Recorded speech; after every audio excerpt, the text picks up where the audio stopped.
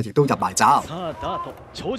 對住啲馬都幾強㗎，清爽口味啊，型寶威神一起步啦，咁啊灰馬嗰隻地神力咧，暫時又唔算話好快嘅，始終排個檔比較外啲咧，暫時要拖住嚟跑啦。前邊最快啦，咁啊清爽口味嗰啲係快㗎啊，中間位置咧仲有逐風公子啊，拖得比較後啲嘅馬旭日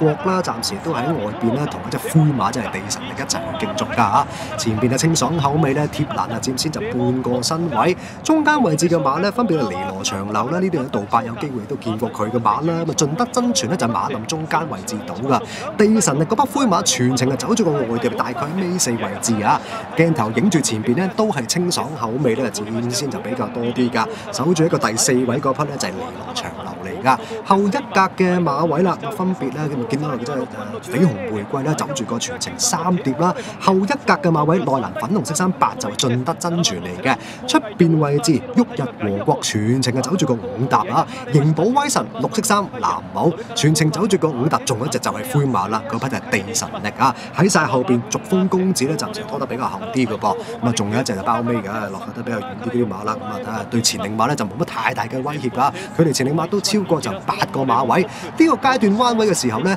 地神力嘅全程走住個外碟灰馬就好易認嘅，但係真係好蝕㗎，清爽口味咧且佔且走，仲係佔先成個幾身位，因為嗰匹尼羅長流咧已經係撲住上嚟㗎啦，喺後邊旭日和國都開緊邊啦，地神力嘅騎落去已經唔係好多啦，有啲內閃咧，暫時喺鏡頭咧差唔多尾三位置到㗎，前邊最快咧都係清爽口味，尼羅長流上緊嚟第2位，後些少個馬位咧型寶威神咧大個檔上緊嚟，接近終點，清爽口味可以一放絕塵啊！跑第2名嘅馬型寶威神啊，第3就相當之近啦，咁入邊嗰匹就係盡德真傳，地神力咧翻嚟就比較遠啲。